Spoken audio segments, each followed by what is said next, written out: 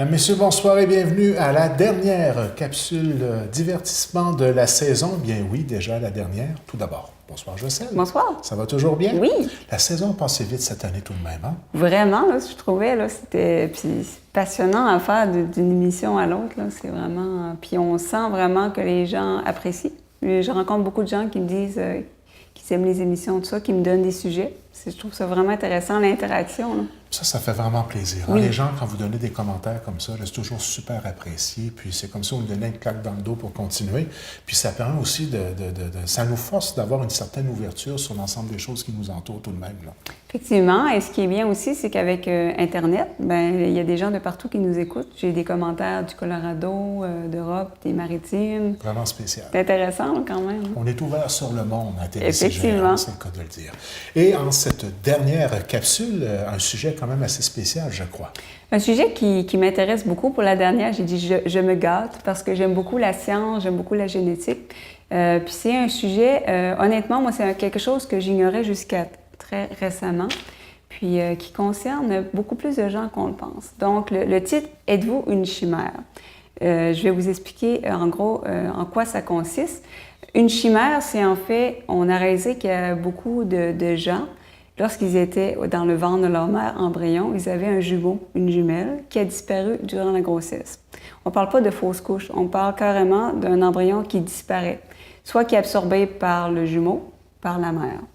Ah, oui. Et c'est un phénomène beaucoup plus fréquent qu'on le croyait. Les dernières études, on pense qu'un embryon sur 10 avait un jumeau, et lorsqu'il vient au monde, tout le monde l'ignore. Donc, vous êtes peut-être une chimère sans le savoir. C'est quand même 1 sur 10, c'est beaucoup, là. Eh bien, je dois avouer que simplement avec le titre, je ne m'attendais pas à un sujet allant dans ce sens-là. Oui, bien évidemment, quand on parle de chimère, on parle souvent de monstres, et de mi-homme, de mi-animal, c'est des choses comme ça. Mais ça existe vraiment, le terme chimère. En fait, ce sont des gens qui ont 2 ADN. Ils ont leur ADN, puisqu'ils ont absorbé leurs jumeaux, ils ont l'ADN de leurs jumeaux aussi. Donc, plus les études avancent, plus on réalise que c'est plus fréquent qu'on... Ah oui. Donc, je vais vous expliquer un petit peu le principe, comment ça fonctionne, et je vais vous expliquer aussi les répercussions. Ça fait des gens, généralement, en santé, il n'y a pas de problème à ce niveau-là, mais on fait des recherches à savoir si ça ne peut pas avoir un impact psychologique d'avoir perdu son jumeau dans le ventre de notre mère. Donc, c'est quand même passionnant comme sujet, là. Tout à fait. Alors, au début, on a réalisé qu'il y avait des chimères humaines en 1945, là, qu'on commençait à se réaliser que ça se pouvait d'avoir 2 ADN en soi. Donc, vous allez voir la première image. Donc, évidemment, A, la cavité amniotique d'un bébé, et B, on voit qu'il y avait un jumeau qui était absorbé. Donc, ça donne un Donc, c'est bon exemple. dans l'analyse de l'ADN en soi qu'on peut découvrir ça, c'est bien ça? On peut découvrir en analysant, en faisant des tests ADN. Mais parfois, c'est plus complexe. Il faut prendre des prélèvements sur des organes. Évidemment, ça, c'est pas simple. Mais on va voir, je vais vous expliquer plus tard un peu les signes, les traits physiques que peut présenter une chimère. Ah bon? Ça peut vous donner une idée à la maison Là, je vois le sourire, là. Oui, vous allez peut-être vous reconnaître ou reconnaître des gens dans votre entourage. Les gens qui vont moins bien dormir à cette nuit. Oui, mais comme je disais, dans la grande majorité, ça n'occasionne pas de problème de santé. La majorité des chimères ne le seront jamais. Bon. Donc, il y a des chimères parmi nous. Donc, ensuite, vous allez voir le prochain tableau. Ça, c'est le taux de jumeaux et de triplets. Donc, évidemment, ça a augmenté ces dernières années à cause de la procréation assistée. Souvent, on va implanter plusieurs ovules, etc. Ah, oui. Donc, la possibilité d'avoir des jumeaux, triplets, est plus élevée. Mais en général, au niveau des jumeaux, c'est environ 3,5% des naissances qui sont des jumeaux. Et triplets, bien, c'est beaucoup moins important, peut-être 0,15% en général. Donc, ce qui est fascinant, c'est que, comme je disais, il y a un embryon sur 10 qui est accompagné d'un jumeau, mais au final, il y a 3% des naissances qui sont des naissances multiples. Il y en a beaucoup qui se perdent entre-temps. Puis évidemment, aujourd'hui, c'est sûr qu'on fait des échographies beaucoup plus tôt qu'avant. Mais même à ça, il y a des jumeaux qui se perdent vraiment dans les premiers stades lorsque c'est pratiquement que des cellules. D'accord. Donc, on ne le saura jamais, à On moins va que jamais l'enfant constater, a des traits particuliers de chimère. Je commence à avoir hâte de savoir c'est quoi ces Ah traits oui, c'est ça. particuliers-là, hein. Donc, je commence avec un petit peu le principe. Donc, vous allez voir avec l'image. Donc, la première image, ce qu'on appelle des jumeaux monozygotes, c'est des jumeaux identiques. Donc, comment ça se passe? C'est qu'il y a un ovule, un spermatozoïde, et l'espèce d'œuf qui est produit se divise en deux. Donc, évidemment, les deux bébés vont être identiques, le même ADN, etc. Ensuite, l'image suivante, vous avez un ovule et deux spermatozoïdes. Évidemment, ça va donner deux bébés qui peuvent se ressembler, mais qui ne sont pas identiques. Ils ont chacun leur sac amniotique, etc. Ensuite, vous avez dizygote, donc vous avez deux ovules, deux spermatozoïdes, et ça donne deux bébés qui se ressemblent autant que deux frères et sœurs qui sont nés à 2-3 ans d'intervalle, finalement. Donc, ça donne un petit peu la différence qu'on peut voir. Vous allez voir l'image suivante. Encore le même principe.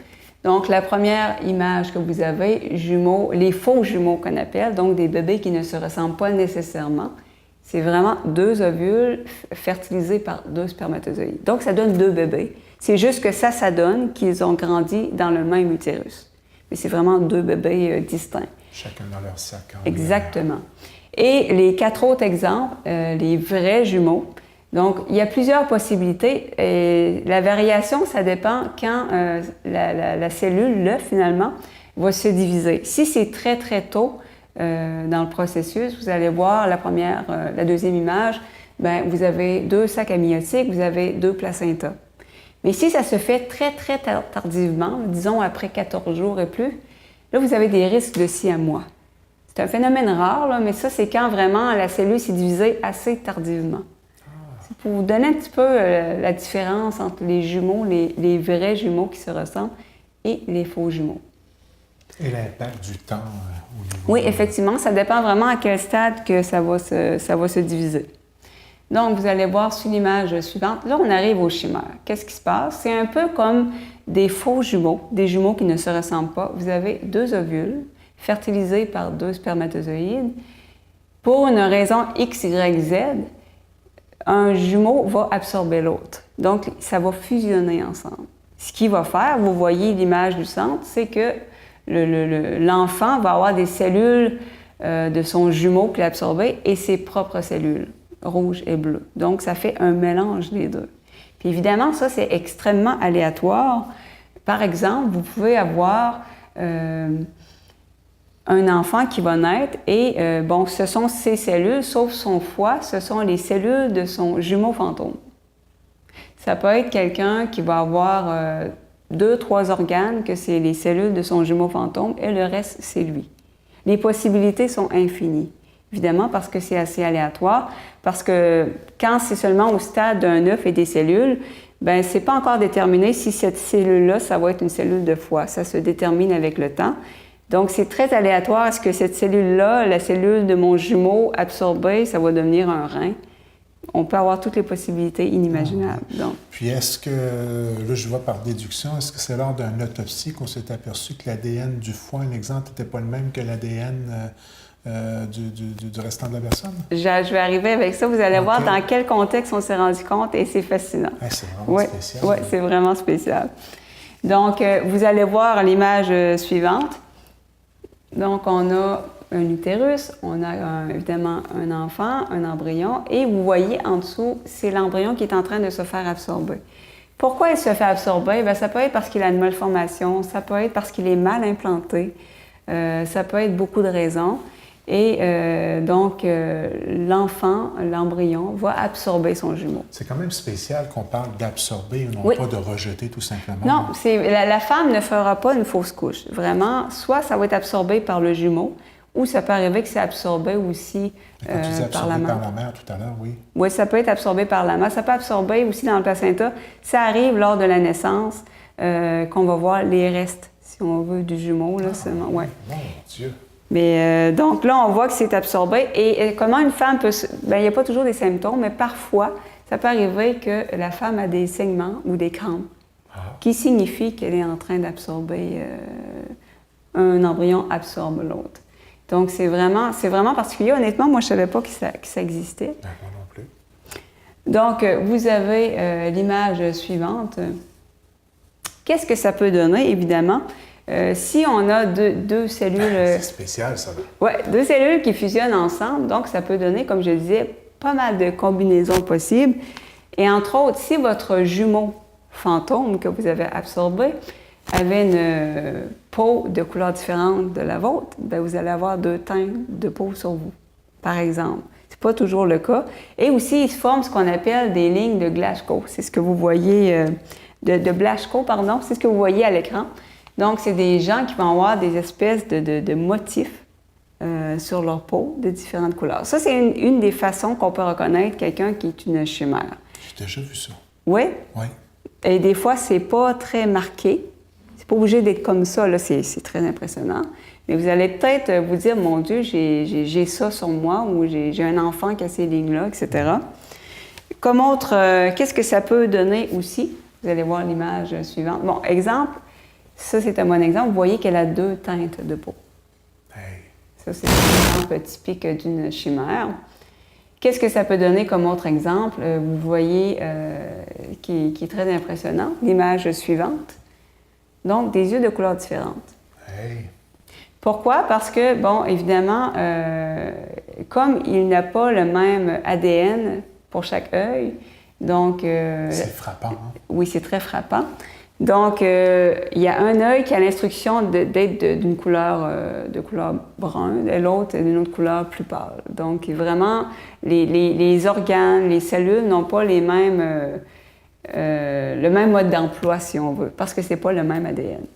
Donc, vous allez voir une image suivante, encore une fois. Ça peut être assez impressionnant comme effet. Et vous avez une autre image... Là, elle aussi, elle a son chien qui est une chimère aussi. Ben oui. C'est pas toujours au niveau des yeux, au niveau des êtres humains aussi. Vous pouvez avoir, par exemple, quelqu'un qui a deux types de cheveux sur sa tête. Ah, oui. Ouais, il peut avoir, je sais pas... Donc, il n'y a pas je veux dire, des combinaisons, c'est à l'infini. C'est à l'infini. Ce qu'on va voir souvent, c'est des choses très différentes sur un même corps humain. Vous pouvez avoir... les cheveux d'une telle couleur et la pilosité d'une couleur vraiment extrêmement différente. Ça peut être des cheveux frisés d'un côté et de l'autre raides. Ça peut être aussi... c'est vraiment très, très différent, tout ce qu'on peut avoir. Et un des exemples les plus impressionnants aussi, ça peut être quelqu'un qui a ce qu'on appelle le pouce de l'autostoppeur, qui est un pouce très recourbé par l'arrière. Oui. Un pouce recourbé et l'autre est standard, si on veut. Okay. Donc, c'est des différences d'un endroit à l'autre comme ça. Donc, et un des exemples qui a permis de découvrir les chimères, ce sont des gens avec deux groupes sanguins. Donc, carrément, des gens qui ont deux groupes sanguins. Ça, c'est spécial. Et qui cohabitent dans le même organisme. Effectivement, il faut le savoir pour les transfusions. Je comprends donc. Donc, on a commencé à voir qu'il y avait des gens qui avaient deux groupes sanguins. Et donc, évidemment, la personne a son groupe sanguin et le groupe sanguin de son jumeau absorbé. Donc, les combinaisons sont infinies. Incroyable. Et il y a des gens qui n'ont pas de traits physiques. Il y a des gens qui ne le sauront jamais. Ça ne veut pas dire qu'on va avoir des particularités physiques comme ça, là. Puis là, on parle beaucoup des conséquences physiologiques. Est-ce qu'on a glissé un mot des conséquences psychologiques? Oui, j'arrive avec ça. Ah, oui, j'arrive avec ça.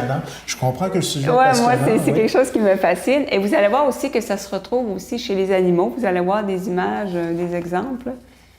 Donc, image suivante, voilà. C'est ce qui donne Ben, voyons donc. Des animaux un petit peu particuliers. Ben oui. Et vous allez voir l'image suivante aussi, toujours dans le même domaine. Hey. Donc, évidemment, quand on voit quelque chose comme ça, on sait qu'il s'est passé quelque chose là, au niveau de l'ADN. Donc, le corps... chimère, ça s'applique à tout être vivant, pas seulement aux humains. Non, effectivement. Donc, tous les êtres vivants. Et vous allez voir d'autres exemples. Ça, c'est un exemple typique. Ben oui. Donc, évidemment, lui, ce chat, ses organes, ses cellules ont des instructions différentes, deux ADN. Donc, lui, ça a vraiment donné un résultat marqué. Vous voyez l'image suivante. Évidemment, c'est magnifique. Hein? Ça donne... C'est vrai. C'est pas nécessaire que ce soit, par exemple, un œil vert, un œil bleu. Ça peut être... Ben, un chat, les yeux d'un chat, là. Ah, c'est fascinant. J'ai vu, il y a des billes qui arrivent à être reproduites, là, qu'on voit, qui donnent un peu un effet comme ça. C'est incroyable. C'est magnifique. Donc, le contraste est intéressant. Et parfois, au niveau humain, c'est pas aussi marqué. Ça peut être quelqu'un qui a des nuances différentes dans ses deux yeux. C'est pas obligé que ce soit aussi marqué que ça, évidemment, là. Puis, bon, les implications, on parlait tantôt, comment on a découvert, etc. À un moment donné, il y a une dame aux États-Unis qui était en cours, puis on voulait lui retirer la garde de ses enfants. On disait que ce n'était pas ses enfants. C'était la vraie mère, mais on dit que c'est... le test d'ADN.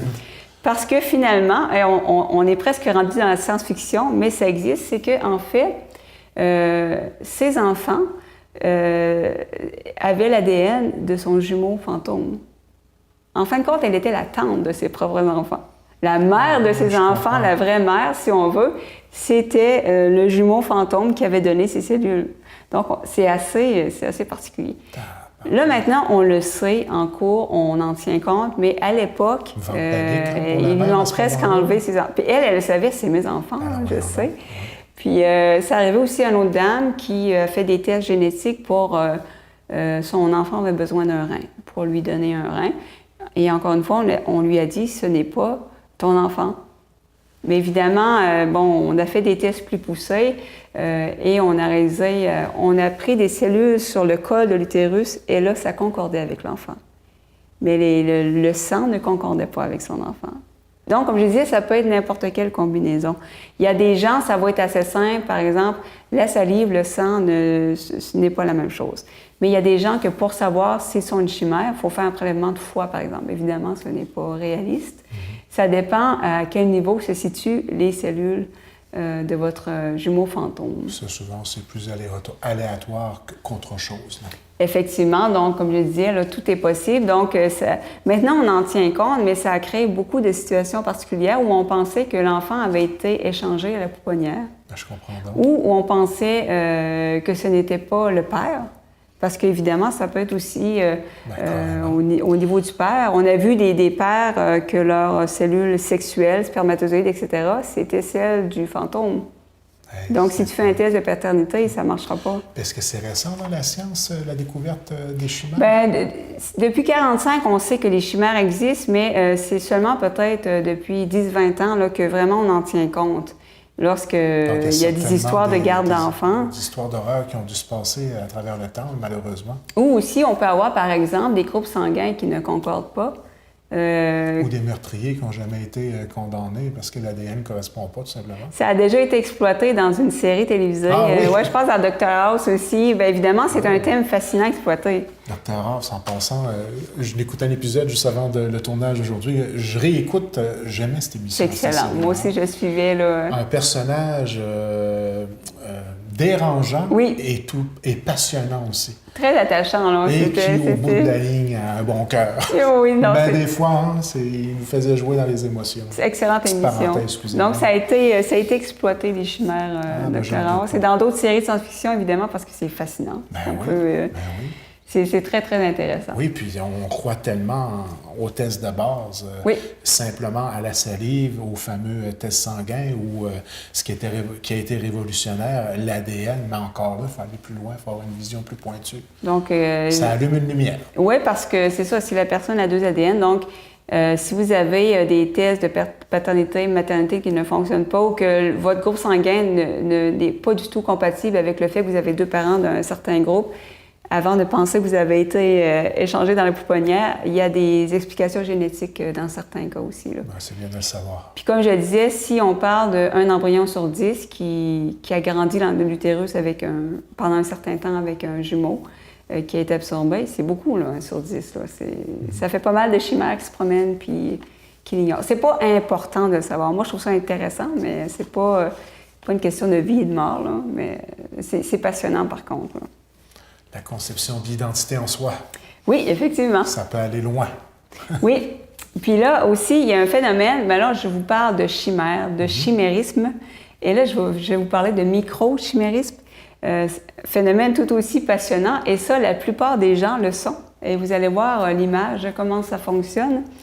Donc, lorsqu'une femme est enceinte, on a découvert, bon, évidemment, la femme va transmettre des cellules maternelles à l'enfant par le placenta et l'enfant va transmettre des cellules fœtales à sa mère. On a réalisé, entre autres, que si une mère, par exemple, a une lésion à un organe quelconque, l'enfant peut lui transmettre des cellules fœtales qui se comportent comme des cellules souches pour réparer l'organe. Ça, c'est spécial. Carrément. Donc, c'est ce qu'on appelle du microchimérisme parce qu'évidemment, la mère va avoir des cellules étrangères, les cellules du bébé, et le bébé va avoir des cellules étrangères. Mais là, vous me voyez venir, vous allez voir l'image suivante, qui est très intéressante.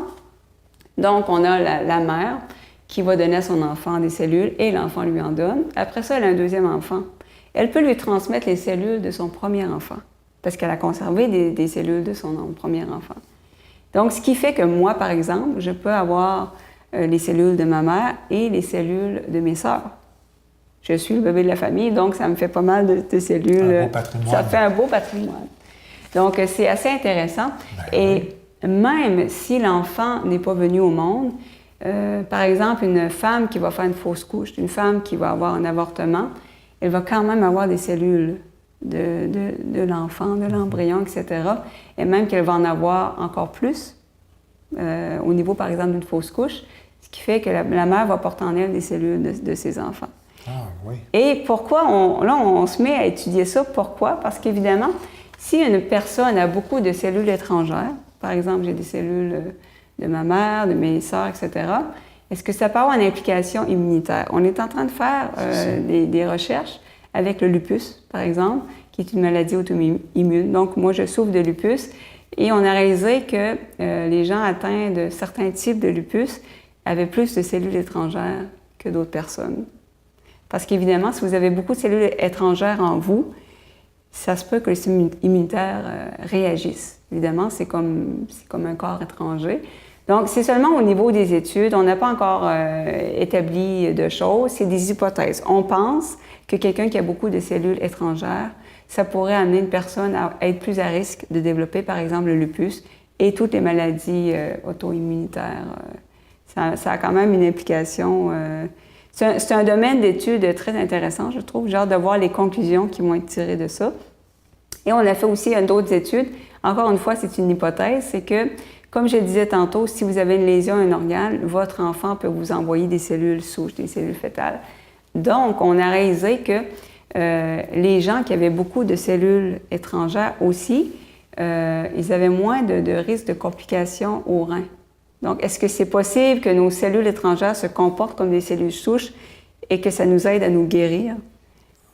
Ça amène encore une fois, là, c'est une hypothèse, mais on pense que ça pourrait aider parce qu'on avait déjà fait une étude qui disait que plus une femme a eu d'enfants, plus elle a une longue espérance de vie. Est-ce que c'est parce que, justement, elle a beaucoup de cellules qui se comportent comme des cellules souches qui vont guérir son corps? Donc, c'est des domaines intéressants là, qu'on est en train de fouiller. Là. Je trouve ça très, très intéressant. Et d'autres formes de microchimérisme, là, je vous ai parlé, si vous avez un enfant, etc., ça peut être aussi une transplantation. Ah. On a vu des cas de gens qui se sont fait transplanter un cœur et qui disent qu'ils ont changé. Des goûts, il y a des choses qui ont changé. J'ai vu des reportages. Moi aussi. Puis aussi, si vous avez une transfusion sanguine, évidemment, vous avez les cellules d'une autre personne, on pense que ça pourrait peut-être faire le phénomène de microchimérisme. C'est vraiment un domaine d'étude en plein essor, évidemment. C'est des hypothèses, mais je trouve ça pas mal intéressant au niveau des maladies auto-immunitaires. Puis là, je vais arriver avec les implications psychologiques. Moi, ça m'a vraiment beaucoup, beaucoup intéressée parce qu'évidemment, on sait que deux jumeaux, lorsqu'un décède ou un est malade, ça arrive que l'autre le ressent ou très particulièrement. Semble-t-il qu'il y a un lien très particulier entre jumeaux. Donc, si vous avez perdu votre jumeau, votre jumelle, dans le ventre de votre mère, on peut penser que ça a des répercussions sur votre vie psychologique. Évidemment, encore une fois, c'est des études. Ce ne sont pas tous les psychologues qui s'entendent, mais on pense que... On appelle ça, d'ailleurs, il y a un nom, le syndrome du jumeau perdu, le jumeau disparu. En anglais, si vous voulez faire des recherches, il y a beaucoup plus de choses en anglais qui ont été écrites. C'est Vanishing Twin Syndrome. Donc, il y a des livres qui sont écrits, beaucoup d'études, il y a des thérapies qui sont emmenées pour ces gens-là. Et qu'est-ce que ça donne, un enfant qui a perdu son jumeau? Moi, je trouvais vraiment les choses très, très intéressantes. Et vous allez peut-être vous reconnaître ou reconnaître quelqu'un de votre entourage. Donc, ça amène le syndrome du survivant, ça amène à s'amener « pourquoi moi ?» Même si c'est inconscient, même si vous ne le savez pas, c'est possible qu'inconsciemment, vous avez cette blessure en vous. Ça amène un sentiment de solitude, de mélancolie, sentiment de manque, qu'on ne s'explique pas. Toute notre vie, on cherche à être complet, il nous manque quelque chose. Ça peut amener à avoir une peur de l'abandon, évidemment. Ça amène aussi beaucoup de culpabilité. Le syndrome Mère Teresa, ce sont des gens qui inconsciemment se disent « j'ai pas pu sauver mon jumeau, ma jumelle, je vais sauver les autres ». Donc, on pense que les gens qui souffrent du syndrome du jumeau disparu sont beaucoup dans le domaine de la santé, tourner vers les autres, missionnaires, etc. Ça amène aussi à faire passer les autres avant soi. Ce sont des personnes un peu effacées qui pensent beaucoup aux autres. Ça amène aussi une difficulté avec la compétition. Des gens qui ne seront pas nécessairement à l'aise en jeu de société ou en sport compétitif parce que inconsciemment peuvent avoir interprété la mort de leurs jumeaux comme une compétition pour la nourriture, puis c'est eux qui ont gagné. Donc, ils peuvent se sentir très coupables. Difficulté à faire des choix dans la vie aussi, puis c'est toujours la même composante. Ça peut amener aussi difficulté à se permettre d'être heureux parce qu'ils se sentent coupables d'avoir survécu. Tu sais, ça peut avoir quand même des répercussions faible estime, manque de confiance, difficulté à faire sa place dans la vie, à s'exprimer, personnalité très effacée, donc des gens qui ont tendance à s'isoler, s'expriment pas toujours, des gens dans leur coin, peur de la mort évidemment, et c'est des traumatismes qui peuvent refaire surface lors de deuil. Ça peut être des gens lors d'un deuil, ça les frappe beaucoup, parce que tout ça remonte à la surface. Évidemment, moi je suis pas psychologue, là, je vous fais un résumé de ce que j'ai lu beaucoup d'articles publiés par des psychologues. Puis je trouvais ça assez intéressant comme... Puis c'est au point que certains thérapeutes se basent uniquement sur les traits de personnalité pour déterminer tu avais un jumeau avec toi dans l'utérus de ta mère, tu as vraiment le cas typique. Un portrait certains, aussi détaillé. Ouais. Puis, donc évidemment, ça peut avoir des répercussions. Et semble-t-il que lorsqu'une personne en est consciente, sait qu'elle avait un jumeau avec elle, que déjà là, il y a une différence. Elle comprend mieux certains traits de caractère, pourquoi elle se sent toujours comme ça. Semble-t-il que c'est très bénéfique pour la personne d'en être consciente. Puis il y a eu des cas, entre autres, généralement, on ne le sait pas. La femme est enceinte d'un bébé, elle accouche d'un bébé, mais on ne sait pas qu'il y en avait un deuxième dans les débuts. Puis ça peut arriver, par exemple, qu'il y a des restes dans le placenta et que la mère ne le dit jamais à son enfant que tu avais un jumeau. Puis à un moment donné, il y avait, en lisant sur les sites, il disait que dans beaucoup de cas, lorsqu'on avait une preuve, si on veut, qu'il y avait un jumeau, la personnalité de l'enfant était vraiment typique de ce que je viens de vous nommer, là. Incroyable. Sans le savoir, ça se passe tout au niveau de l'inconscient. Oui. Puis si vous trouvez ça un petit peu flyé, là, dans le ventre de notre mère, on ne se souvient pas de rien. Il y a un domaine d'études qui s'appelle l'épigénétique. On est en train de découvrir que des traumatismes vécus par nos ancêtres peuvent avoir des répercussions sur la descendance, au niveau de l'ADN, au niveau génétique. Parce qu'au niveau de l'ADN, finalement, c'est comme un grand livre. Puis il y a différents processus qui font en sorte qu'on va lire certaines phrases et non d'autres. Donc, le principe serait que lorsqu'on vit un traumatisme, ça peut bloquer des gènes. Certaines phrases ne sont pas lues, d'autres le sont. Donc, par exemple, dans des expériences, on a fait peur à des corbeaux, des corneilles, avec une espèce de masque. Je l'ai entendu ça, oui.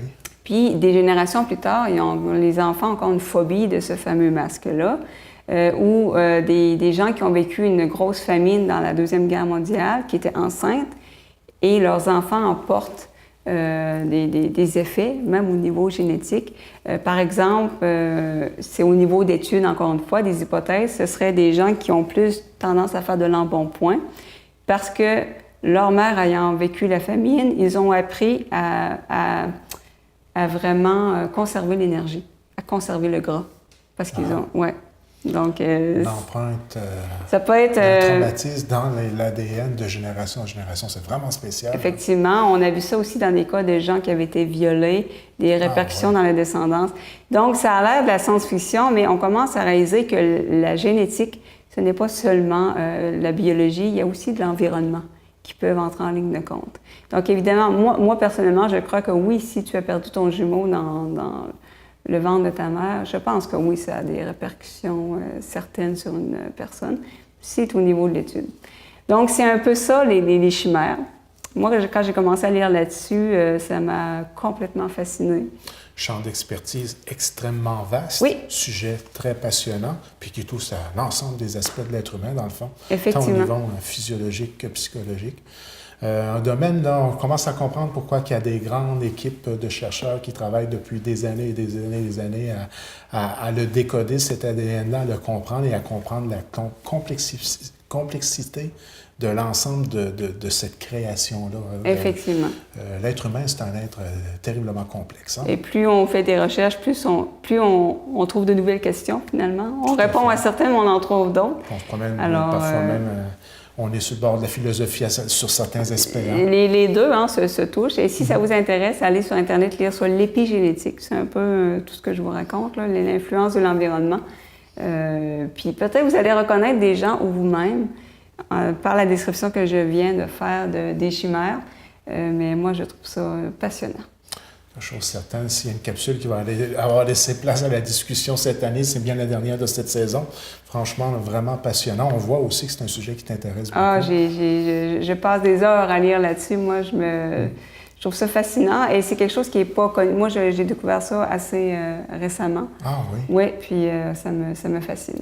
On va observer les gens de façon différente après avoir regardé cette capsule-là, j'en suis tout à fait persuadé. Définitivement. Encore une fois, ça a été cette saison un très grand plaisir de travailler avec toi. Oui. Et je crois qu'on peut déjà dire à l'ensemble de nos téléspectateurs qu'on a sûrement en projet de revenir avec la capsule l'année prochaine.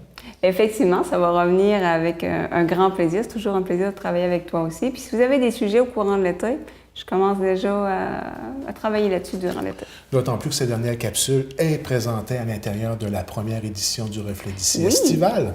Alors, c'était encore une fois un grand plaisir de travailler avec toi. Et vous, à la maison, un grand merci de nous suivre chaque semaine durant ces 32 semaines de production.